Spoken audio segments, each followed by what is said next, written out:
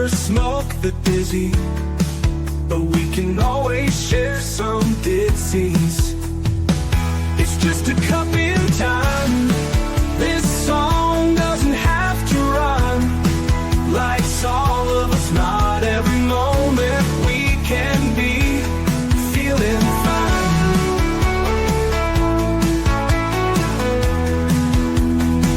I wanna share a moment, just a second if you will, maybe even a cup of thrill. We could share this performance. It's tea time, come sit with me. Well, welcome, guys. That's right. Miss Liz is in the house, and I have a famous opera singer in the back, and she's also going to talk about a spy thriller. That's right. We go from opera music to spy books, and we're going to talk about her tea. And her tea is even a different type of tea than you all expect. So we're fighting for justice and peace. That's the tea we're serving tonight with Kay Sparling's in the house. So before we get started, we're going to get everybody over to Miss Liz's YouTube channel, Facebook, LinkedIn, TikTok, all of those platforms, and get the little like, subscribe, follow, and get these tea times out there to everyone so that we can make a difference with one cup of tea at a time. We do not have a beverage in this house. We serve a different type of tea. We serve real life stories. So let's get the disclaimer out there and let's get Kay's introduction and let's get Kay in here and let's spill some tea. And then let's get a little bit of chuckles and giggles because we were doing that just before we went live. Disclaimer for Miss Liz's Tea Time live show. Miss Liz's Tea Time is a global platform dedicated to sharing real life stories, diverse perspectives, and meaningful conversations that inspire awareness, healing, and connection. I, Miss Liz, is going live using StreamYard. Before leaving a comment during the live broadcast, please grant StreamYard permission to display your name at StreamYard.com. Please be advised that all the content brought forward during any Tea Time show is presented in good faith. However, discussions may include opinions, beliefs, and perspectives that do not necessarily represent the views of Miss Liz or the Tea Time platform. Information shared by guests is based on their own experiences and is perceived to be accurate at the given time of airing. All guests, viewers, and participants are responsible for using their own judgment when considering any action or decisions that may relate to these discussions. Some episodes may cover sensitive topics, including but not limited to trauma, abuse, grief, mental health, and other emotionally triggering subjects. Listeners' and viewers' discretion is strongly advised.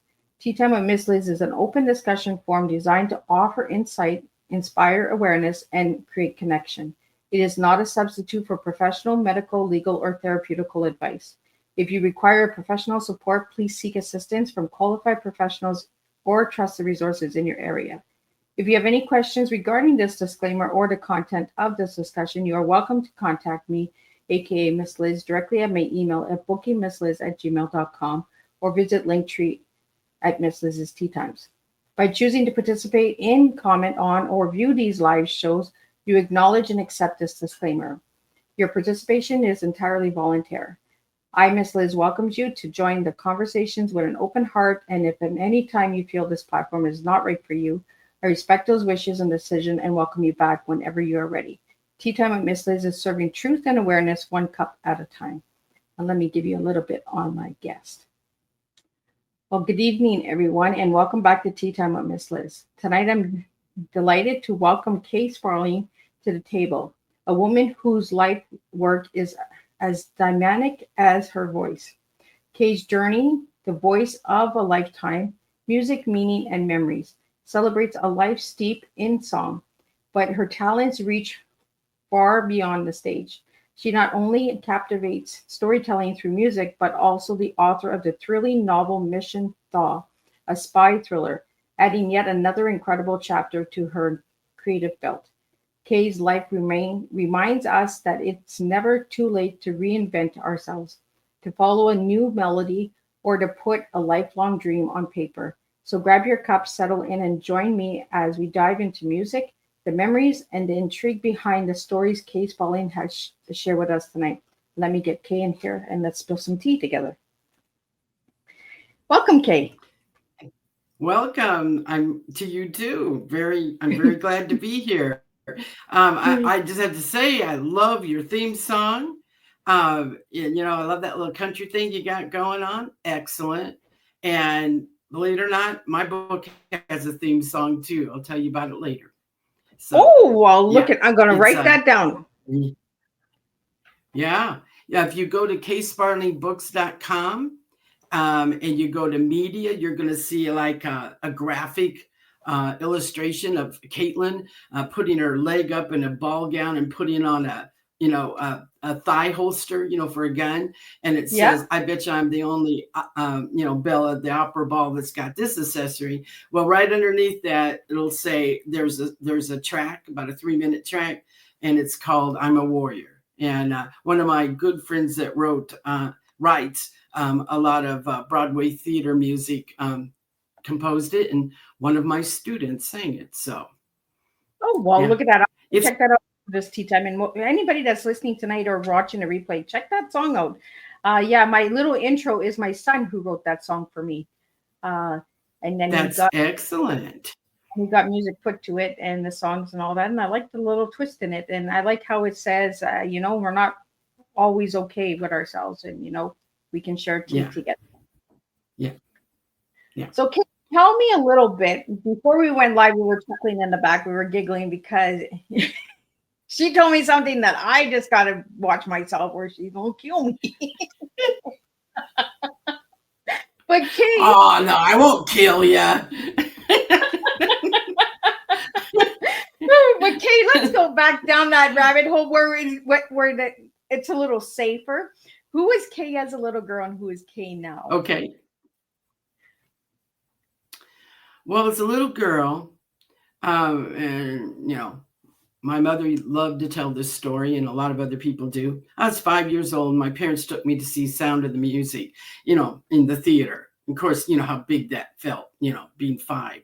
And during the intermission, because back then they would have an intermission. This was like you would dress up to go to the theater. That's how old I am, okay? And it had been only out of about 5 years when I saw it. And at the intermission, everybody was worried that, can the little 5-year-old stay awake? And of course, I was like, and I told my parents as we were standing in the concession line, I'm going to do that. And my mom looked down and she went, "You going to do what, honey?" And she's looking around. I'm like, "No, I'm going to do that." And I point inside the theater.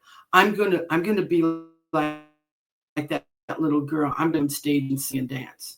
And my mom was like, "Oh, well, okay." 2 years later, by then, I am singing church, wherever, school, getting all the souls, little kid, sounding like probably at least double her age. And so my mom puts me in we were farmers. So my mom puts me in the county fair Little Miss program, like it's like a little beauty contest, but you had to have talent. And I sang for it. And you're not going to believe this, but afterwards, we're going around riding the rides and stuff. And a man approaches my parents and says, "I heard your daughter this evening sing." And he was visiting some relatives. He was from St. Louis. He's like, "I am a scout for the St. Louis Muni Opera, and I would like for your daughter to, yeah. Talk about karma. I would like your daughter to audition for the smallest Von Trapp child, Gretel." And my parents were just blown away because they remembered what I had said 2 years before that. So I started professionally singing when I was 7. I was a Broadway singer for 20 years before I even thought about opera. Yeah. Wow. Congratulations. And so that's a young the kind of little age. kid I was. Yeah, it was. And the cool thing about my parents is I would get all kinds of offers as I grew older, but they would not take me out of school. And they would, a lot of students that are, performers that are student age, they'll be tutored, but my parents wanted me to have a normal life. So they said, "No, you can only do it when you're not in school in the summers or, whenever. Otherwise, you got to be in school productions." So I did that. And as I got older,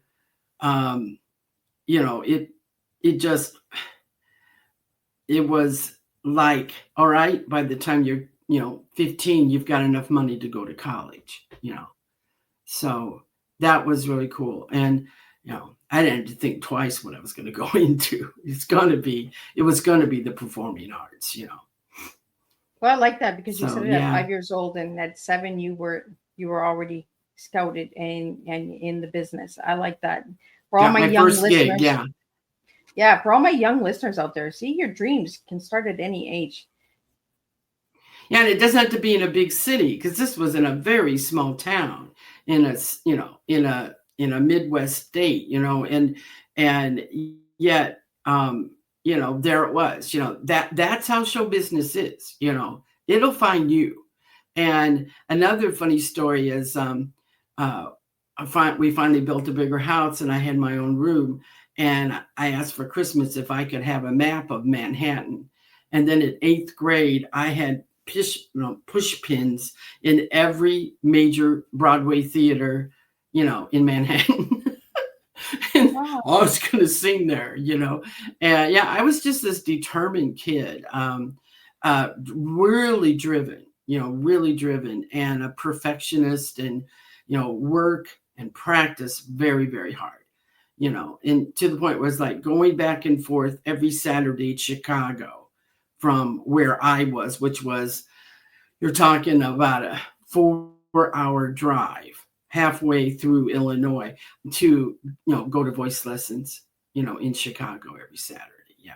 So a lot of commitment there for a young person, I think, Yeah. And Well, and nobody Kate, ever pushed me. My parents would have never done that. Kate, what got you into the spy thriller? Like you went from opera to spy thriller. Well, let's get into the spy thriller, and then we're going to go back into the music. We're going to jump all over the place tonight with you. Okay. Well, the spy thriller was I am an opera singer, and I spent a lot of time overseas, and I spent a lot of it during the Cold War. And mostly because I got involved with singing with the Catholic Church as well as opera houses. I got involved in a whole refugee movement that was happening after the USSR let go of all those countries because, they had no jobs, no government. So they started just fleeing into the West. Well, I would happen to be in Vienna, and that was one of the places that a lot of those, was boring, and that was the closest once you got into a Western country, meaning Austria. And I got involved in the plight of these people. They were on the edge of town in these huge tents, and I was first asked to provide entertainment, raise money with the, rich opera aficionados of the city, try to get donations because they were very, very low in supplies. And I just learned a whole lot about it. And the next thing you know, I'm being asked to do things for spies, And so there were a lot of spies around, CIA, MI6. And so therefore, I learned a lot of everything that was going on and got pretty involved and saw a lot of bad stuff. So if you want to ask where the book came from, it was actually a PTSD project at a Navy base. I was given art therapy, music therapy, and of course, talk therapy. And then through the talk therapy, that psychiatrist said, why don't you start writing this down in a journal? And I did. And I handed it in to him and his intern, and they were both like, oh, you gotta make this a book, And so that's where it literally came from. Then I learned, I had to go to writing classes at UW-Madison, and, learned the hard way in a lot of things. Took James Patterson's master class, and just kept working at learning how to craft a thriller. I had all the facts. I just didn't know how to craft it so that it would be a page turner, and, less is more and all that stuff. How do you write really fast paced action? And after the 5th draft, I had something. So it took me a while. Life got in the way a couple of times, but it was a challenge, and I'm glad I did it. I never thought I'd be a published author, but here I am killing it. So you never know what's gonna happen Be next. careful with this woman. Yeah. You might as well tell them the joke. If you ask me if I'm Caitlin Stewart, I'm going to say, well, I tell you, but then I'd have to kill you, So that's and what I she's said that she laughing was about. right. And I said before we went live, I said, "Oh, here we go. Jeff Downing is in the house. Ackman, I'm going to kill you." The puppet, the little Ackman. I kill you. But so, Kay, I'm going to bring up the book.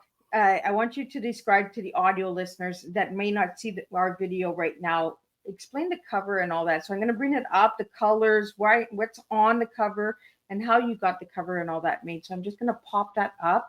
Let me get that into here, and then we can share with our viewers and listeners out there what we're actually talking about so they can see the book for themselves. There we go. Yeah.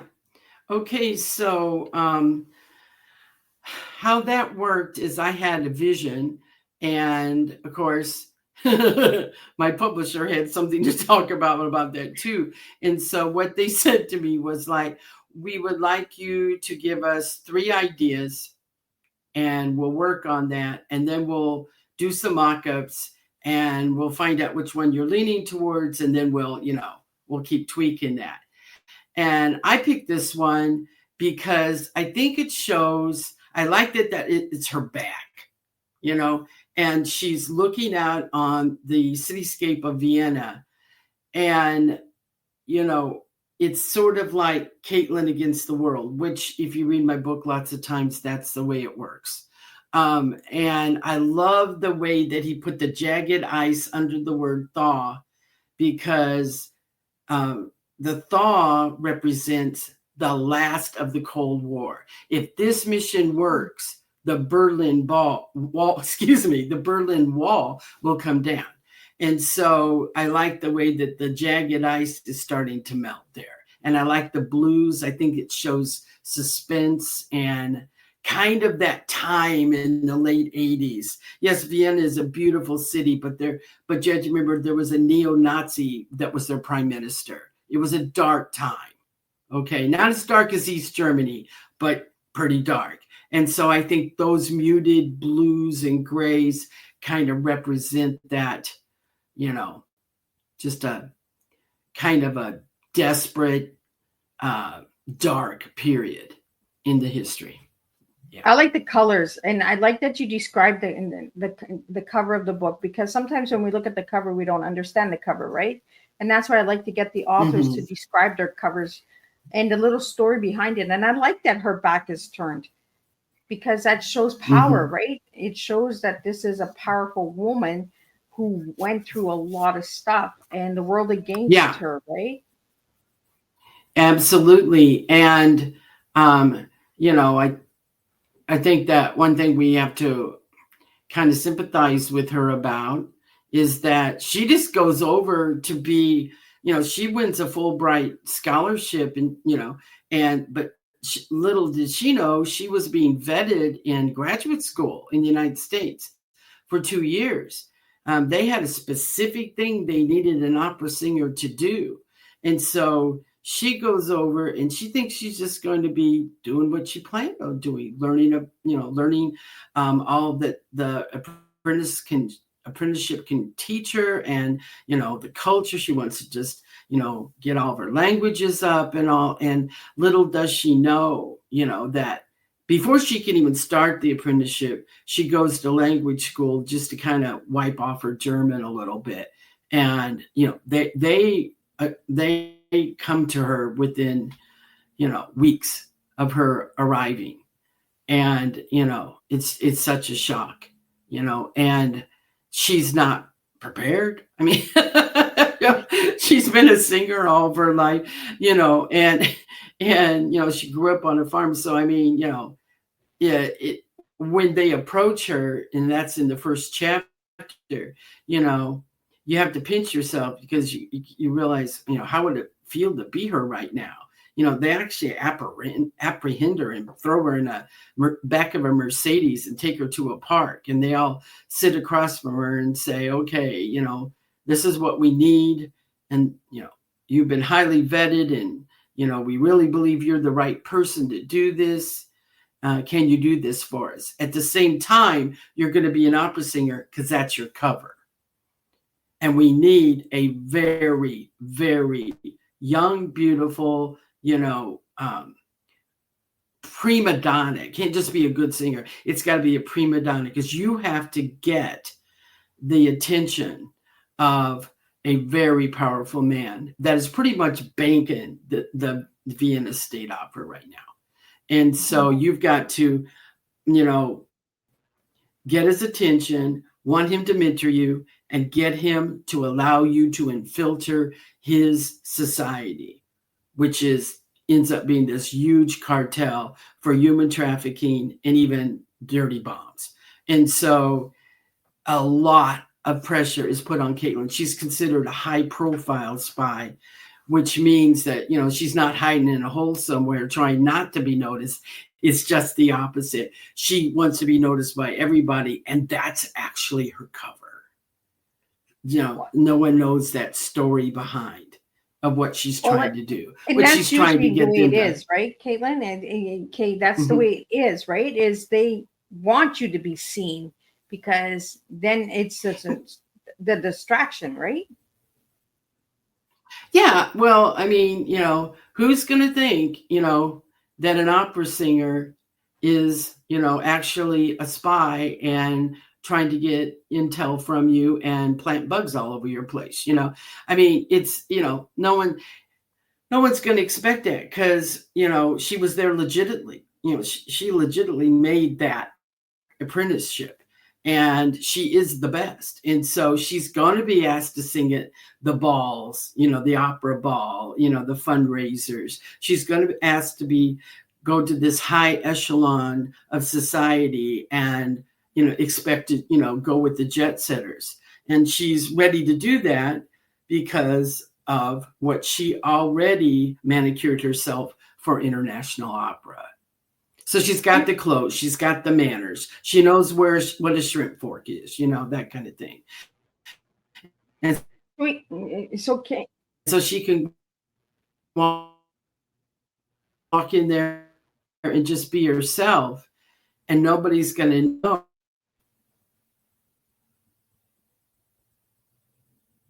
Oh, did I lose you for a second? Yeah. I don't know what you said. I'm sorry. No, that's okay. We had a little glitch. That's the virtual world, right? They have control over us. They're watching us. Like there's an eye spy here in the studio, and I'm just like, who's spying on me? Well, we both went away for a little bit. Right? We're just pause and wait. Stay safe. Just wait till something happens. Well, we had a couple questions that came in about the book, and I want to get those out to you, Kay. The first one was Mission Thaw is such a vivid title. What moment or image first thaw this story into your life? I'm guessing the word thaw has a lot to do with the story, right? It's breaking. Absolutely. It is at the end of the Cold War. And in order for that to end, there is going to have to be a thaw because, it's just been frozen over for so long. And it is important to know that this mission had a great deal to do with the end of the Cold War. So I just thought throughout the book, it has so many different implications. Okay. One of them is her trainer, the MI6 Clive Matthews. He has been in the Cold War. He's much older than her since the very beginning of it almost. as soon as he got out of high school, and for decades. And to see him directing this mission at the end, when the outcome is the way they wanted, the last word of the book is thaw, because she's sitting there watching him lean back. And, after years of being in the cold, so to speak, right? He can sit back and just allow the wondrous thaw to come through his body. So it's with characters, it's with history, it's with, the politics, it's with the military, it's with everything, and I think you're my first. I think you're my first spy. Yeah, okay, and I think you're my first spy thriller on Tea Time. So Okay. I'm gonna have to check your book out. I don't want you to. Well, my book is, you'll cry and you'll laugh. There's a lot of, Caitlin's hilarious. And one of her coworkers is a Dutch guy, the CIA recruited. And the two of them are just hilarious. They keep everybody in chuckles, even in the worst of times, and there's a lot of bad times. It gets scary. It gets really scary for many people, many characters in this book. And also, there are times when I'm graphic. I'm going to let you know what happened, particularly to those women refugees by the KGB, by the East Germans. Human trafficking is still happening, and it's happening a great deal more than it was then. Okay. It's more in the view now. Million people. Yes. It's everywhere. I live in a small college town in the Midwest, and not too many weeks ago, the front page of the paper, 7 men had been arrested for underage trafficking of girls. It's everywhere, so, I'm not gonna put a little bow on it and, no, I'm going to tell you exactly what happened. And if you don't like this stuff, and if you don't like it, then, put your head in the sand. No, I'm kidding. If you don't like what I told a few of my friends' mothers, because they're like, we heard it has some bad stuff in it. And I'm like, yeah, it does. I'm not going to lie to you, but it's pretty short-lived. So just turn the page. Pull your big girl panties up and read the book. Yeah. Exactly. Because it's only in a few parts. But yeah, you have to understand why this opera singer will put everything on hold, and most likely what could have been a bigger career to do this. Okay, so something has to drive her to say yes, doesn't it? And to stay in the game. Because at first they say, oh, if you could just get in there and plant some bugs and find out, blah, blah, blah, blah, she's going to just be an information gatherer. By the end, she's a full combat field agent, just because of the turns of events. So, okay. Can I ask you a question? Mm-hmm. So is it like is it like Smith and Smith? The movie Smith and Smith? No, I went to see that movie, and I guess they've redone it now. I haven't seen the new version. I went with some spies, and we were laughing our butts off at that movie. There's very that's why I'm asking you, because I'm just like, no. She wants us to put our big girl panties on, so it's not Smith and Smith. It's harder than Smith and Smith. Oh, all that stuff, I remember when I was asked, is this going to be real? I'm like, actually, this one is going to be real. It's not going to be strapping yourself, to a bomb and being blown out of a jet at the beginning of Mission Impossible. Now, I don't know anybody that does that. Okay. It's just like Hollywood. That's so far-fetched. So that's what Smith is. Yeah, yeah. No, I mean, I go to every one of them, but I laugh. I laugh a lot of times, and then people in the audience are like, what are you laughing about? Well, if you only knew. But yeah, If you only knew, she'd it's kill you. like, it's like, but yeah, you know, what you read is what it's really like. And it's dangerous enough. You don't have to, tie yourself to a bomb. It's bad enough, with the characters that you have to deal with, especially in the KGB. I Yeah. think they overdo it, with these movies, like these spy movies, like James Oh, yeah. Bond and Mission Impossible. I'm just like, All like of them. really? That's so far fetched. Like, really, that's not how it Yeah. would be.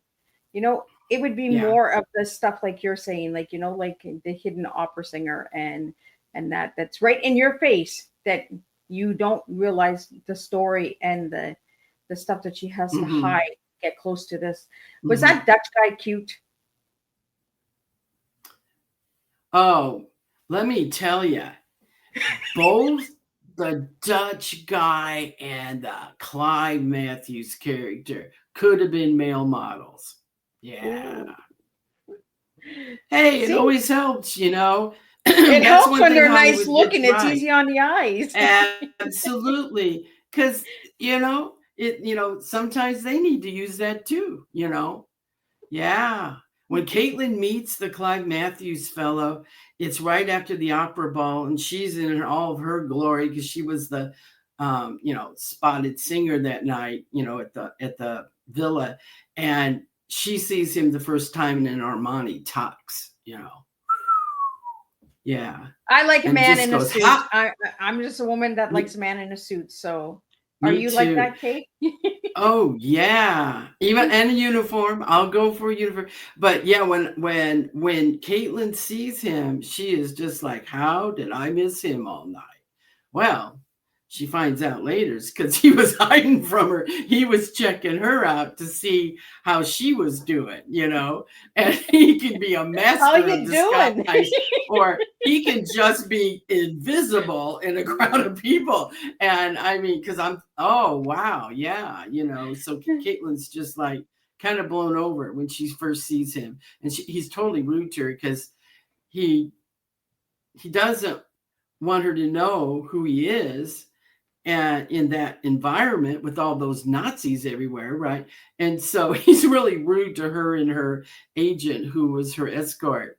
And she just thinks he's a major. Well, he might be cute, but like my grandma says, pretty is as pretty does. My grandma She's said that always too. got, yeah, she's always got these sayings. She said, "Well, my grandma said, or my mama said," and My that mama told cracks them me. up. And that cracks up the whole team. And then when they get into this kind of situation near the end, it's very close to the major climax of the mission, and they're in the Alps and they get into this whole blizzard thing, and all of them are a bunch of city slickers. They all grew up in Amsterdam, London, and here's Caitlin. Yeah, we're in for a big storm.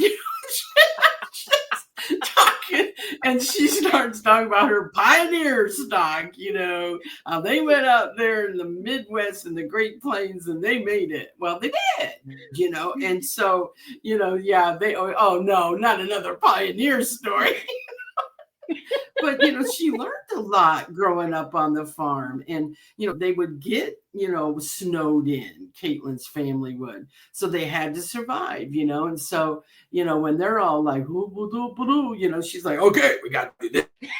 Get We in got to trouble. do this. We got to do this. To get ready. Yeah.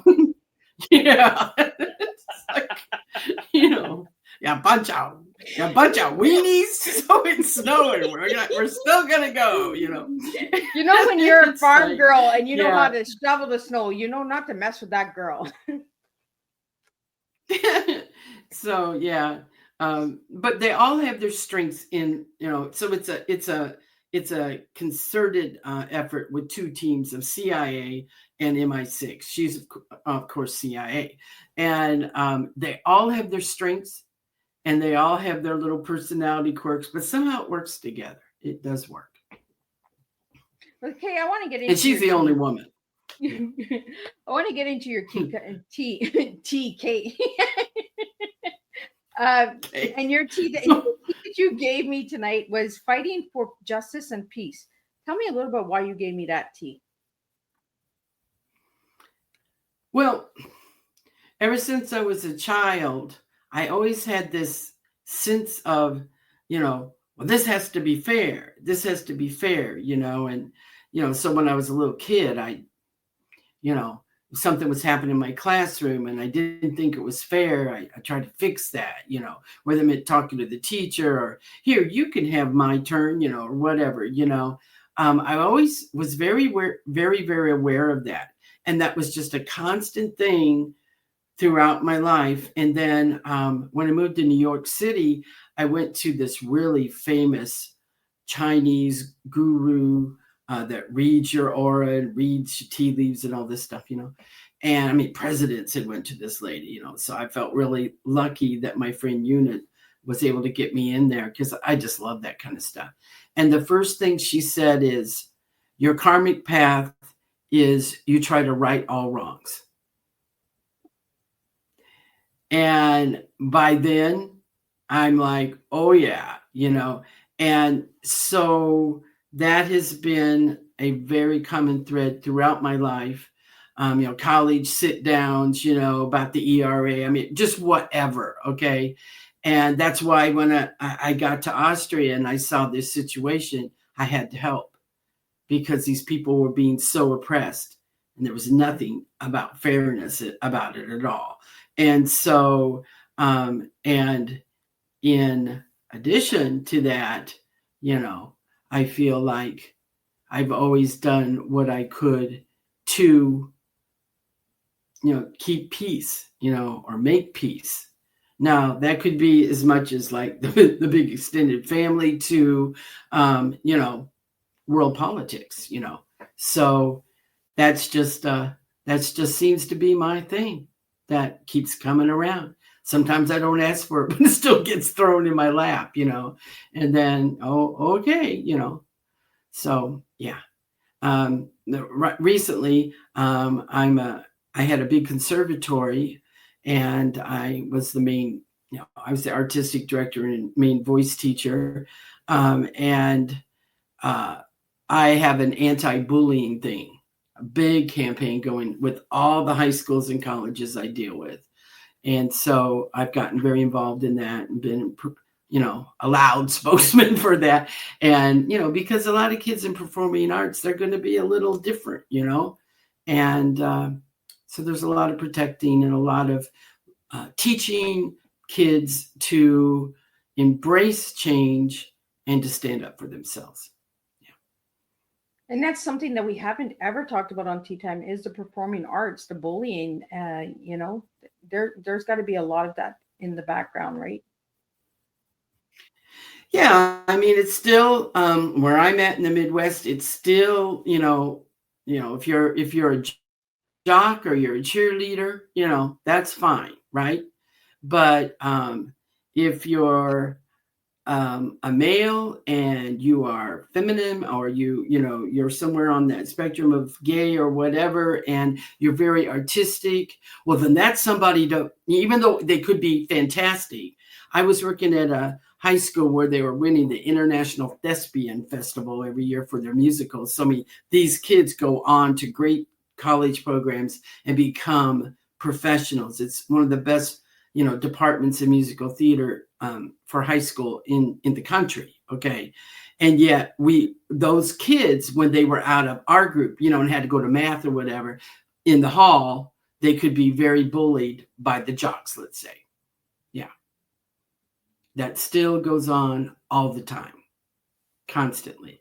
I had one boy I was very close to who played football for 2 years and decided it wasn't for him and came to our department. And he was getting beat up. Wow. Because he had stopped playing football. Yeah.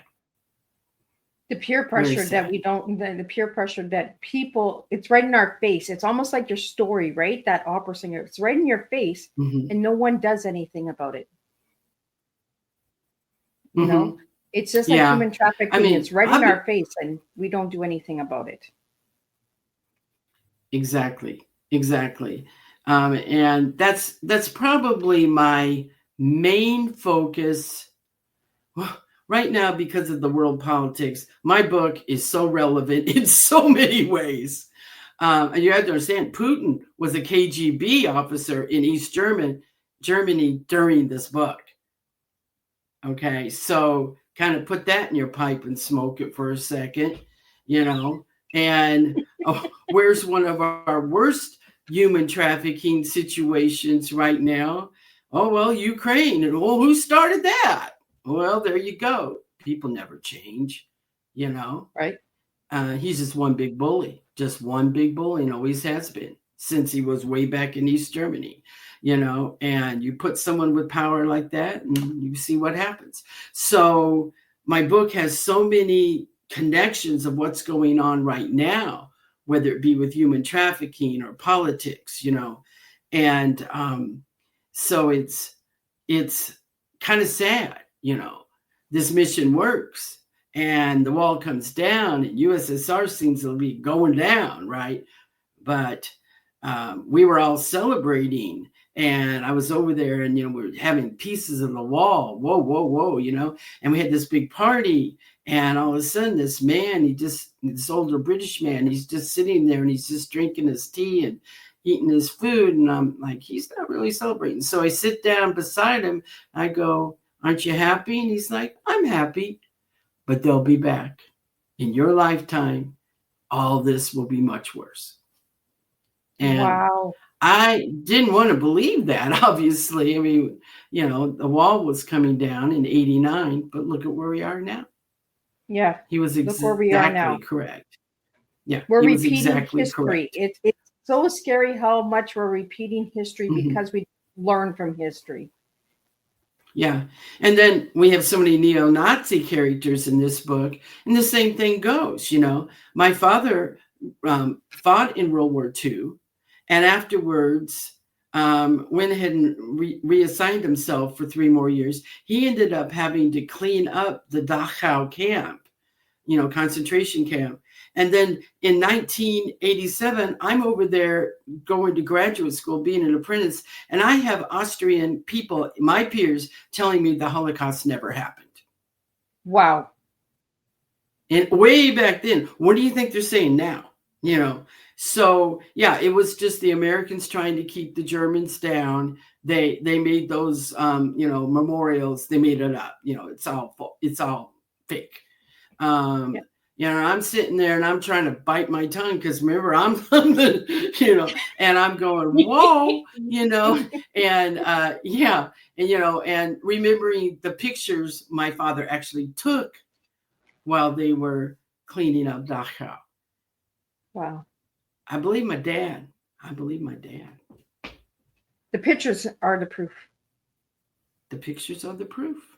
He didn't fake them. You can't erase history when there's pictures, when there's evidence, when there's people who have died. You cannot just erase it like it never happened.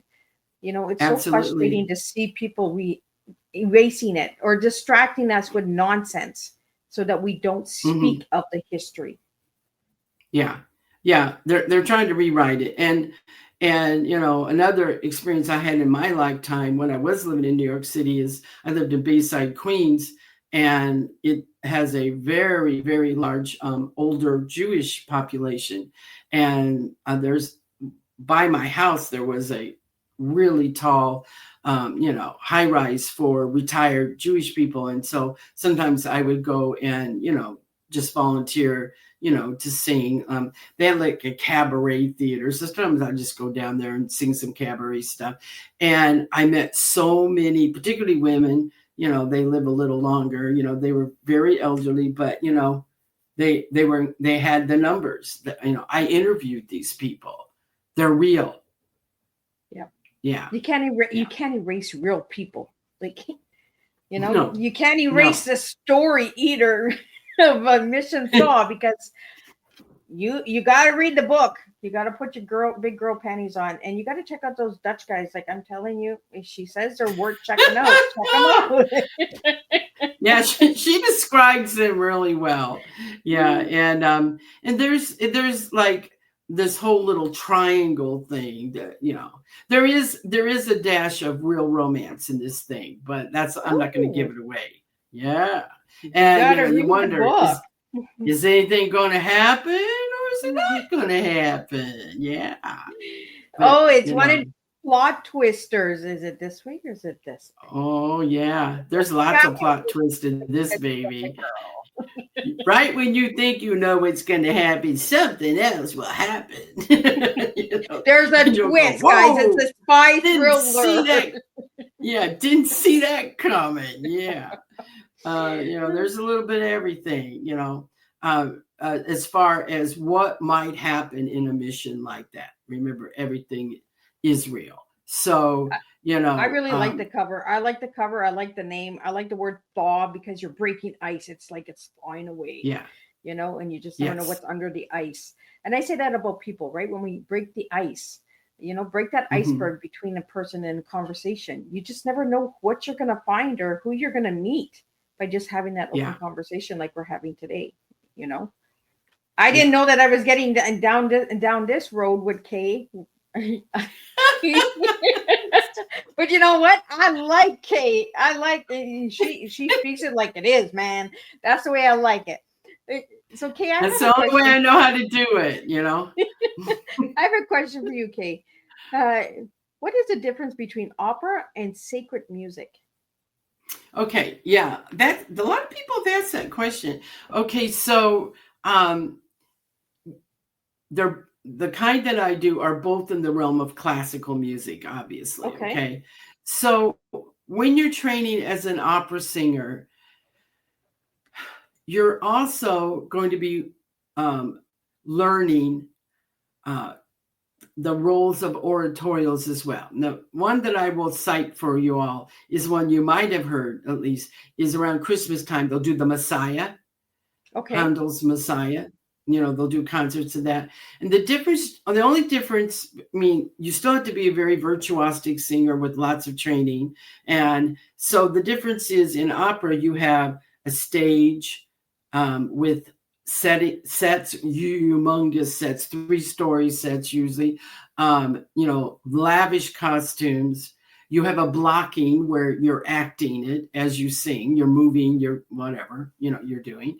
And opera is sung all the way through. There isn't spoken dialect in most operas. Okay. So, and they're going to do it in the vernacular. So if Mozart wrote it in Italian, it'll probably be in Italian. And if, if if Gounod wrote it in French, I was thinking artist, not composer. If Gounod wrote it in French, you're going to sing it in French. Okay, so that's opera. Okay, and that's memorized. Everybody has to be memorized on the stage. Okay, because they're playing the character. Oratorio is still classical music, but it's going to have the orchestra just like opera, and it's going to have the big chorus, but the chorus is just going to be standing behind because it's concert version. And then your soloists are going to be in front of the chorus. And sometimes the chorus is going to sing, and sometimes the soloists are going to sing duets, trios, whatever. And those oratorials are always from stories of the Bible. And the reason they exist is because most composers had to write for the church or they starved back then. Okay. So they couldn't just write operas. They had to write for the church also. And so I got a ghost in my room. My lights are going I off and think on. so. I noticed that. So I was like, woo, poltergeist. Phantom of the Opera is in my house. Yeah, I just talked to someone on NPR about Phantom of the Opera, and I was just thinking, yeah, she's got a Phantom. How about that? I swear, guys, I didn't do anything. I'm just sitting here. I'm just like, okay, what's going on?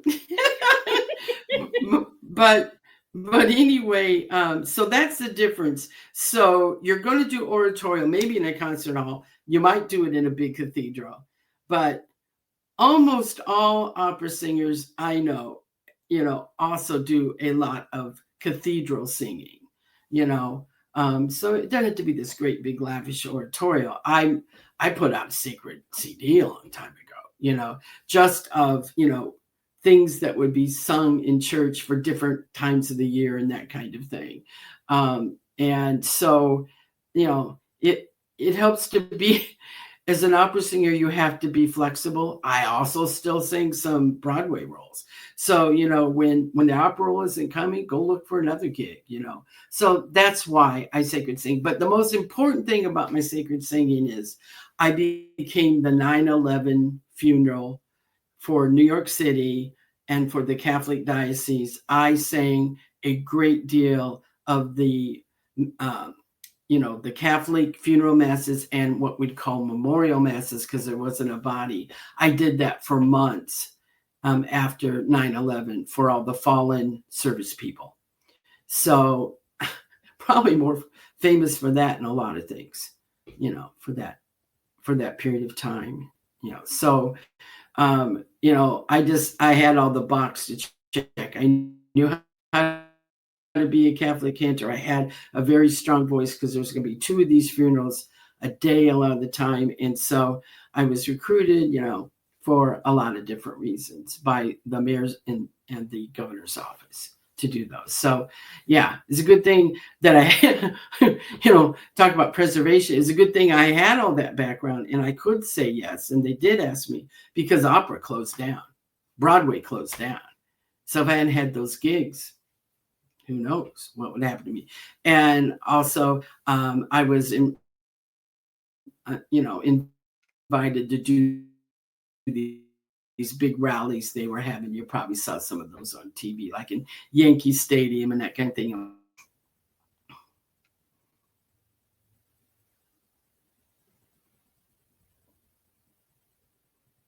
And we're back.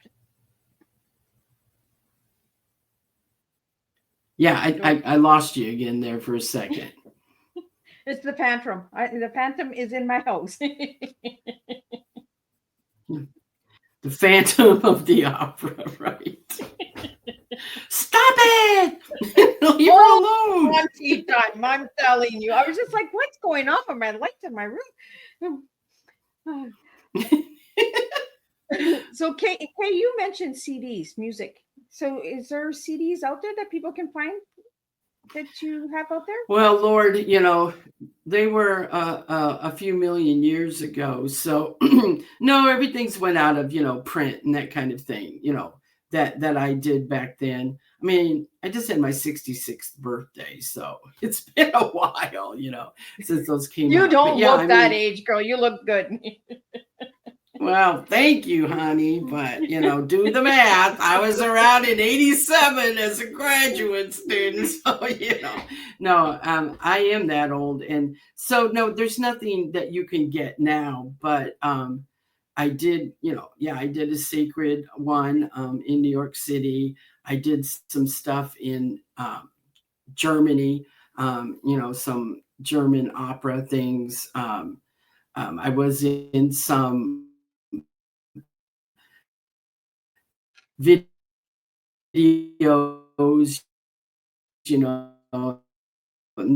that kind of thing, like, well, how like, are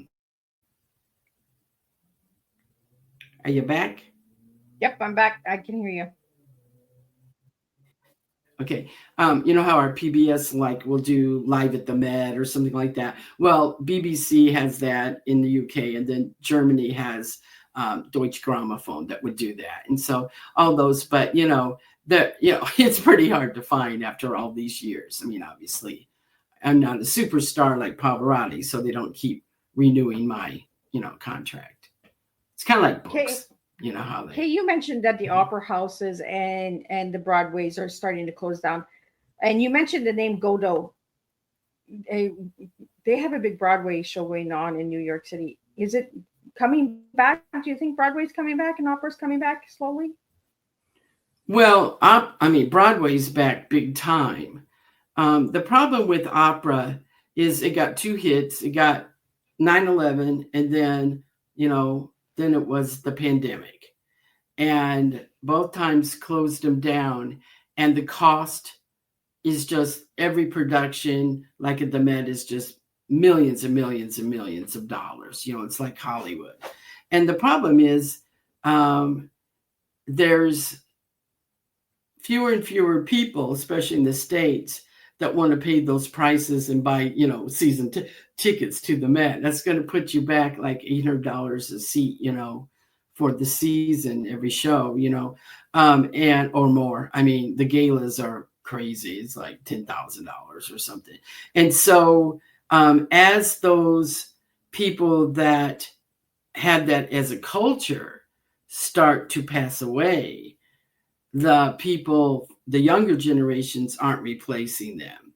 That's not where your typical young billionaire is going to be, is at the Met. And so the culture is changing, and the opera world, I think, is getting smaller, and the opportunities are getting less. And there's been a real movement to try to change that, but I'm not sure in this, what I'll call pop culture, that's going to be sustainable in the future. I'm worried about that. And the same thing's happening with Europe and UK and, anywhere where opera is at. I know the Sydney Opera House is doing more and more non-opera things in the Sydney Opera House, So, yeah, I think that's in trouble. Whereas Broadway has just taken a boom, and everything is definitely, I would say, since I've been here with my conservatory, almost 98% of the kids came to be trained as Broadway singers, not opera. Oh, wow. And they've done really well. And not to say you have to be very virtuosic to be singing these things they're writing now. The ranges are very similar to opera.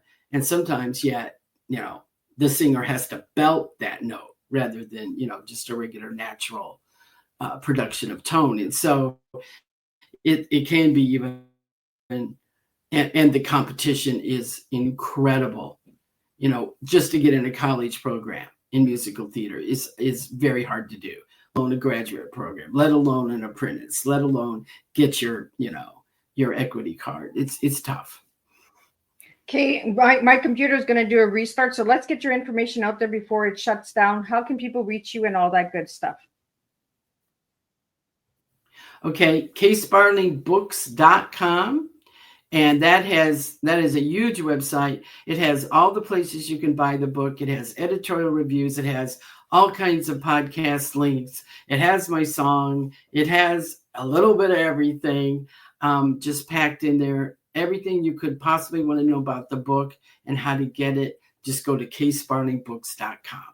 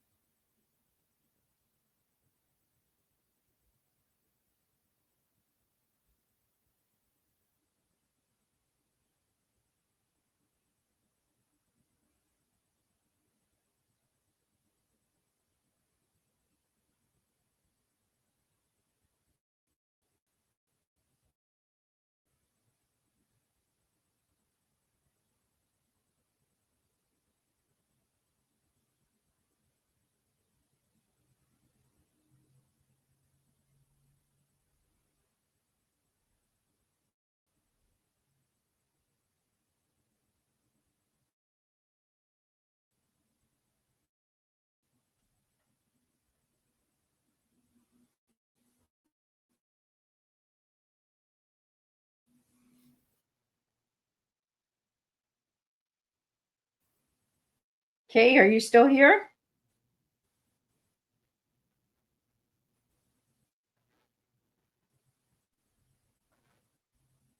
Well, Kay, are you still there?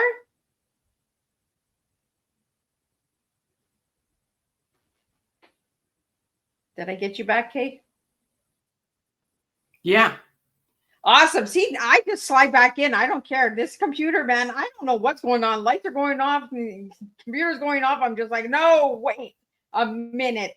Yeah.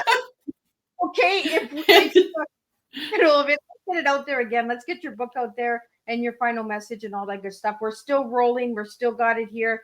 We might have lost the Instagram live stream, but you know what? We're still here and we're still rolling on Facebook, LinkedIn, and YouTube. So let's get that out there for everybody. Okay.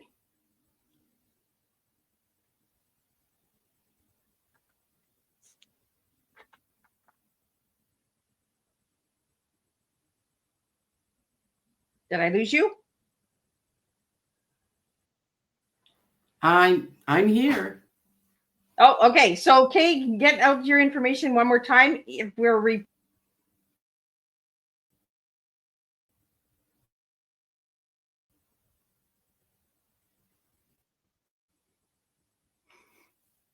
Oh,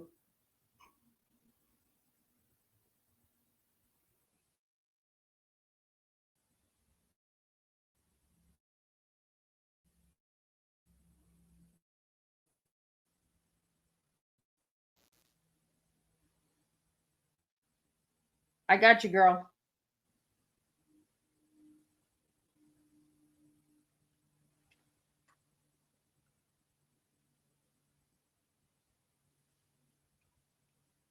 we lost you again. Oh, am I back now? Yeah, you are back now, but almost immediately you went away the last time you came on. The ghosts in this house are playing tricks on you. Go ahead, sweetheart. Get your information out there one more time for your books and all of that good stuff, and then I'll do a closing summary.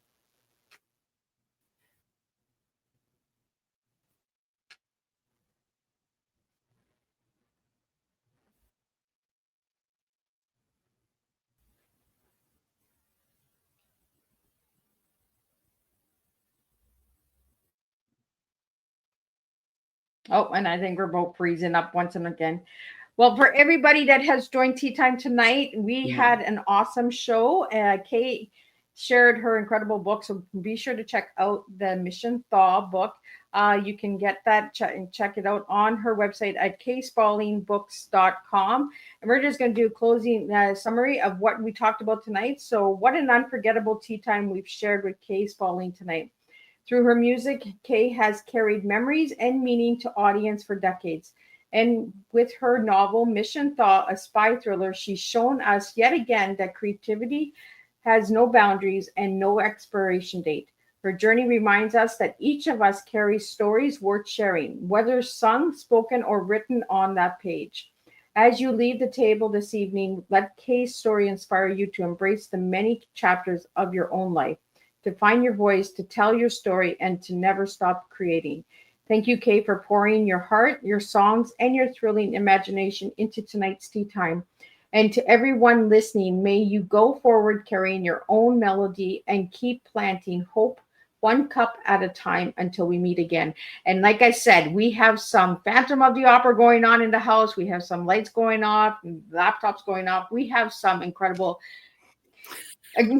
stuff going on tonight on Tea Time, but I want to thank everybody for tuning in, to all the listeners out there. We had fun. Check this Tea Time out, and I will see you guys same time, same place on Thursday, and we'll do it all over again. Until then, stay true and keep serving your real tea to the world. Thank you, guys.